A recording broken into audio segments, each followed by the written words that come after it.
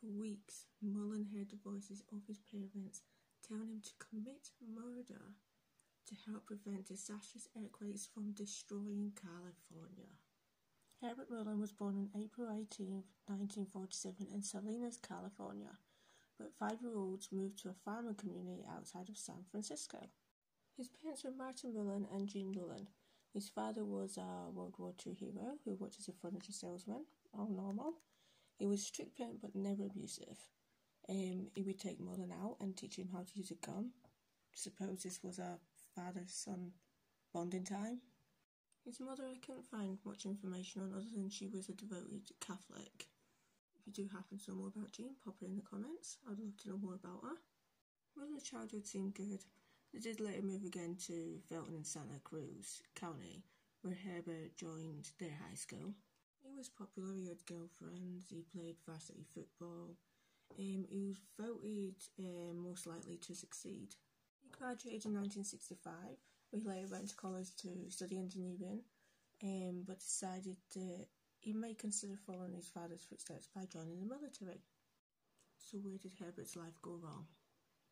A turning point in his life came during the same year when his best friend, Dean Richardson, tragically died in a car accident.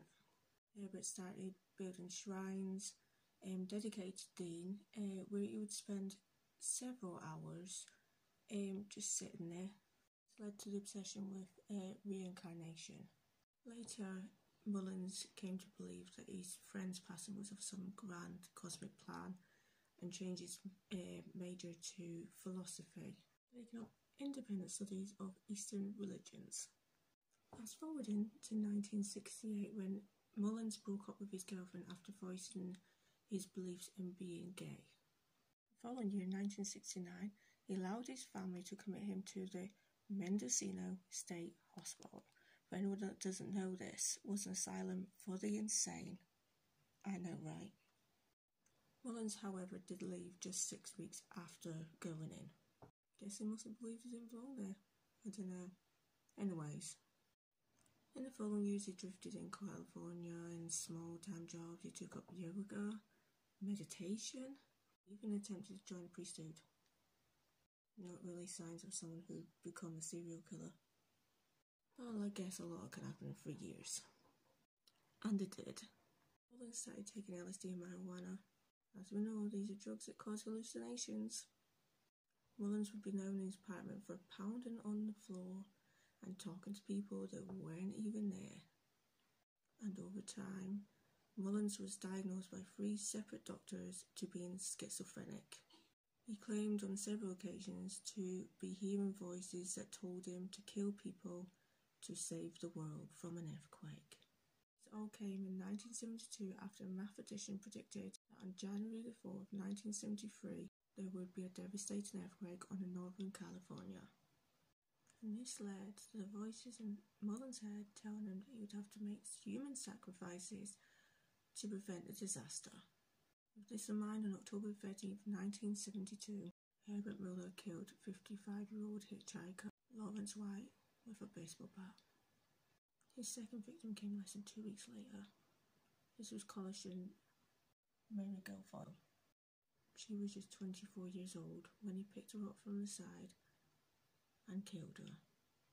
It is said that afterwards Mullins dissected her and smelled her intestines for pollution. However, I only saw this written in one place. I'm not sure if this is true or not. But Mary wasn't found for months. Her death was initially believed to be that of Edmund Kemper's. Kemper was killing at the same time, picking up hitchhikers, so I can see why it was believed to be him. 4 days later, on All Souls Day, Mullins went to St. Mary's Catholic Church to confess to 65-year-old priest Father Henry Tomei. For some unknown reason, Mullin believed that Father Henry was giving himself up to sacrifice and stabbed him to death before fleeing. After all this, Mullin decided to quit drugs. Must be the end, right? Nope. On January 25th, 1973, Mullin went on to kill his ex-drug dealer, 25-year-old Jim Gianera, by shooting him in the head. He blamed Jim for selling him the drugs and causing his troubled life, and at the same time killing Jim's 21-year-old wife, Joan. It is unsure when this happened around Jim and Joan's death, but 29-year-old Kathy Francis and her two sons, aged 4 and 9, who understandably due to their ages, I won't put the names on here. These were also sadly killed by Mullin. It is believed by the FBI that Mullin went to the addresses in the belief that Jim still lived there. He got their new address from Kathy before killing them and then going on to Jim and Joan's house. However, when the bodies were first found, Mullin wasn't considered a suspect. Due to Jim and Kathy's husband, Bob Francis, both being drug dealers, the police believed that it was drug related. Just keeps getting away with it. Tragically, less than 2 weeks later after this, Mullin saw 4 teenagers, David Olakar and Robert Spector, both 18, Brian Card, aged 19, and Mark Dribelvis, only aged 15. Boys were camping in Henry Cowell Redwood State Park, where Mullin approached them posing as a park ranger. To Mullin, he asked them to leave as he was creating pollution to the forest.